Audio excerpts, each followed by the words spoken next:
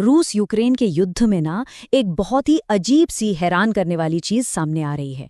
वो ये है कि कैसे छोटे छोटे सस्ते से हथियार बड़ी बड़ी महंगी युद्ध मशीनों को धूल चटा रहे हैं। तो सवाल यही उठता है कि भाई एक 500 रुपए का ड्रोन 8,000 करोड़ की एक वॉर मशीन को कैसे हरा सकता है। ये तो आज के जमाने की डेविड और गॉलियत की कहानी हो गई। चलिए समझते हैं कि ये सब हो कैसे रहा है। तो इस पूरी कहानी को समझने के लिए हम इन 6 हिस्सों से गुजरेंगे। तो कहानी की शुरुआत होती है एक बहुत बड़े असंतुलन से। मतलब जमीन आसमान का फर्क है। एक तरफ है रूस, जो दुनिया की एक मिलिट्री सुपर पावर है, और दूसरी तरफ यूक्रेन, एक छोटा सा देश लेकिन इरादे बहुत मजबूत हैं। तो देखिए, एक तरफ है रूस की जबरदस्त मिलिट्री और इंडस्ट्रियल पावर, और उसका मुकाबला हो रहा है यूक्रेन की स्मार्टनेस और नई नई जुगाड़ वाली तरकीबों से। ये एक तरह से ताकत बनाम दिमाग का खेल बन गया है। और यहीं पर ना कहानी का सबसे इंटरेस्टिंग पार्ट शुरू होता है। वो ये कि रूस के जो इतने महंगे हाई टेक हथियार हैं, वही उसकी सबसे बड़ी कमजोरी कैसे बन गए।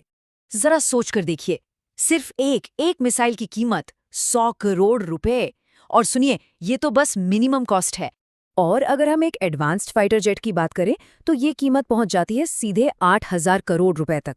मतलब ये सिर्फ हथियार नहीं है, ये तो हवा में उड़ते हुए खजाने हैं सचमुच। तो सवाल ये उठता है कि भाई इस अरबों रुपए की ताकत का जवाब क्या है। जवाब है ये, एक 500 रुपए का FPV ड्रोन। देखने में शायद खिलौने जैसा लगे, लेकिन काम इसका बहुत खतरनाक है।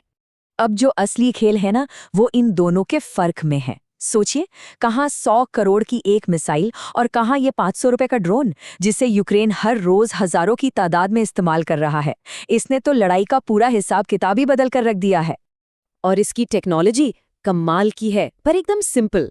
होता क्या है, एक कैमरा ऑपरेटर को लाइव वीडियो भेजता है, ड्रोन पर एक छोटा सा बॉम्ब लगा होता है, और फिर ऑपरेटर इसे किसी वीडियो गेम की तरह उड़ाकर सीधा टारगेट में ठोक देता है। बस सिंपल, सस्ता और जबरदस्त असरदार।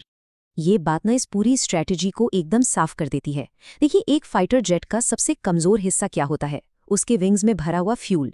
और ये 500 रुपए का ड्रोन ठीक वहीं पर जाकर हमला करता है और 8,000 करोड़ के प्लेन को 1 सेकंड में आग का गोला बना देता है। लेकिन जाहिर सी बात है, रूस जैसी सुपर पावर चुप तो बैठने वाली थी नहीं।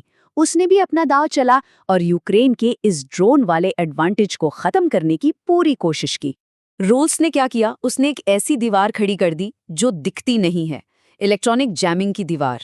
मतलब उसने ड्रोन और उसके ऑपरेटर के बीच जो सिग्नल होता है, उसी को ब्लॉक करना शुरू कर दिया। इसको ऐसे समझिए जैसे किसी ने फोन को फ्लाइट मोड पर डाल दिया हो। ड्रोन का अपने ऑपरेटर से कनेक्शन ही टूट जाता है और वो बेचारा बेकाबू होकर किसी खिलौने की तरह जमीन पर आ गिरता है। लेकिन जैसा मैंने कहा, ये लड़ाई हथियारों से ज्यादा दिमाग की है, अडेप्ट करने की है।